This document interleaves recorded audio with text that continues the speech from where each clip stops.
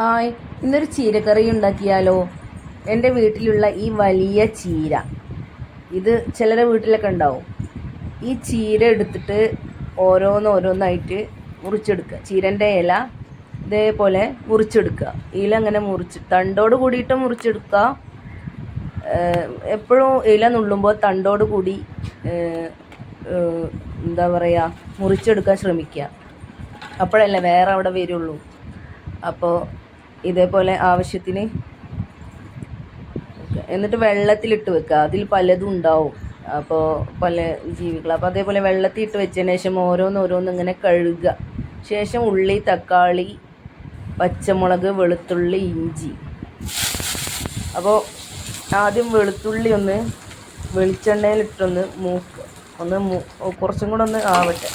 എന്നിട്ട് ഉള്ളി, പച്ചമുളക്, ഇഞ്ചിൻ്റെ ഒരു ചെറിയ പീസ് ഉണ്ടെങ്കിൽ അത് ഇട്ട് കൊടുത്താൽ മതി. ഇതിൻ്റെ ആവശ്യമൊന്നുമില്ല, ചെറിയ പീസ് ഉണ്ടെങ്കിൽ. ഇപ്പം ഞാൻ ഇടുന്നില്ല, ഇഷ്ടമുള്ള ആളുകൾക്ക് വേണമെങ്കിൽ ഇട്ട് കൊടുത്താൽ മതി. അപ്പോൾ ഇതൊക്കെ ഒന്ന് വഴറ്റുക. കുറച്ച് വലിയതാക്കി മുറിച്ച കാരണമാണ് ഇങ്ങനെ വഴറ്റേണ്ടി വരുന്നത്. അല്ലെങ്കിൽ ചെറുതാണെന്നുണ്ടെങ്കിൽ വേഗം ആവും. ശേഷം ഉപ്പിട്ട് കൊടുക്കുക. ഉപ്പിട്ട വേഗം വഴന്ന് കിട്ടും. അതിന് ശേഷം തക്കാളി, പച്ചമുളകൊക്കെ അതിലേക്ക് ഇട്ടിട്ട് എല്ലാതും കൂടെ നന്നായി ഒന്ന് മിക്സ് ചെയ്തിട്ട് വേവണത് വരെ ഒന്ന് മിക്സ് ചെയ്യുക. കുറച്ചും കൂടെ വെള്ളം ഒഴിച്ചു കൊടുക്കുക. കുറച്ച് മഞ്ഞൾപ്പൊടി, അതേപോലെ മല്ലിപ്പൊടി, കുറച്ച് മല്ലിപ്പൊടി, മുളക് പൊടി ഇടൂല, അതിന് പകരം കുരുമുളക് പൊടി, കുറച്ച് കുരുമുളക് പൊടി,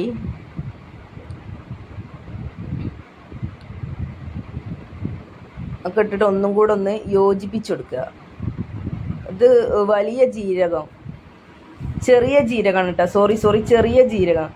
അതിട്ടിട്ട് ഒന്ന് യോജിപ്പിച്ച് കൊടുക്കുക. അതൊക്കെ ഒന്ന് യോജിപ്പിച്ച് കൊടുത്തതിന് ശേഷം കുറച്ചൊരു വെള്ളം ഒഴിച്ചിട്ട് ഏകദേശം ഒന്നൊരു വേവാവണ വരെ നമുക്കൊന്ന് കാത്തിരിക്കുക. കുറച്ചൊന്ന് ഇങ്ങനെ ഇതേപോലെ എല്ലാ ഭാഗത്തേക്കൊന്ന് ആക്കി കൊടുക്കുക. വെള്ളം ഒഴിച്ചതിന് ശേഷം എല്ലാ ഭാഗത്തേക്കൊന്ന് ആക്കി കൊടുത്തിട്ട് ഒരു വേവാവണത് വരെ കാത്തിരിക്കുക. കുറച്ച് കഴിഞ്ഞാൽ നമ്മൾ ആ ചീര കഴുകി വൃത്തിയാക്കി മുറിച്ചെടുത്തത് കേട്ടോ. അത് വെള്ളം പോവാനും വേണ്ടി ഓട്ടപാത്രത്തിൽ വെച്ചതാണ്. അത് വെന്ത അതിലേക്ക് ഇട്ട് കൊടുക്കുക. ആ ചീര ഇട്ട് കൊടുത്തിട്ട് നന്നായിട്ട് എല്ലാതും കൂടി യോജിപ്പിച്ച് കൊടുക്കുക. എല്ലാതും കൂടെ ഒന്ന് യോജിപ്പിച്ച് കൊടുക്കുക. ഈ ചീര ഭയങ്കര ടേസ്റ്റി ആയിട്ട് ഉണ്ടാക്കി കഴിഞ്ഞാൽ ഭയങ്കര ടേസ്റ്റി. എനിക്ക് അയൽവാസി കൊണ്ടുവന്ന് തന്നത്. ആ ചീരയാണെന്ന് ആദ്യം ഞാൻ വിശ്വസിച്ചിട്ടില്ലായിരുന്നു.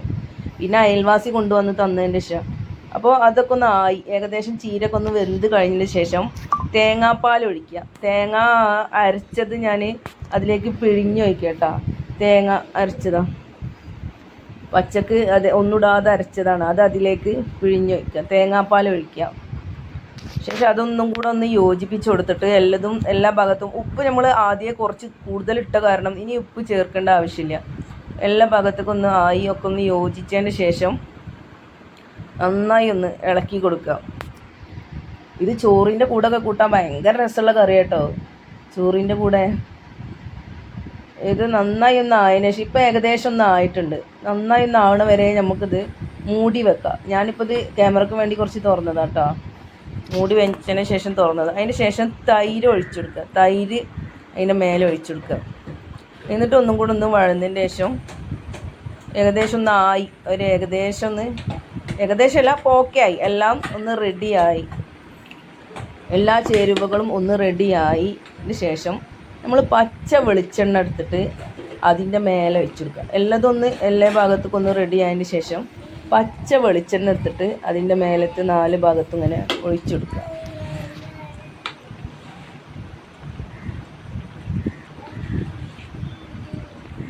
ഇതെല്ലാവരും ഒന്ന് ചെയ്ത് നോക്കുമോ, ഭയങ്കര ടേസ്റ്റി ആവും. പച്ച വെളിച്ചെണ്ണ ഇട്ട് ഒന്നും കൂടെ ഒന്ന് ചെറിയൊരു ചൂടായി കഴിഞ്ഞാൽ അപ്പം തന്നെ നിർത്തുക. വെളിച്ചെണ്ണ ഒഴിച്ചതിന് ശേഷം അപ്പം തന്നെ തീ ഓഫാക്കിയിട്ട് ഇതൊന്ന് ചെയ്ത് നോക്കുക. ഭയങ്കര ടേസ്റ്റി ആയിട്ടുള്ള കറിയാണ് കേട്ടോ. ചോറിൻ്റെ കൂടെ, എല്ലാത്തിൻ്റെ കൂടെ, അപ്പത്തിൻ്റെ കൂടെ ഒക്കെ കഴിക്കാൻ പറ്റും.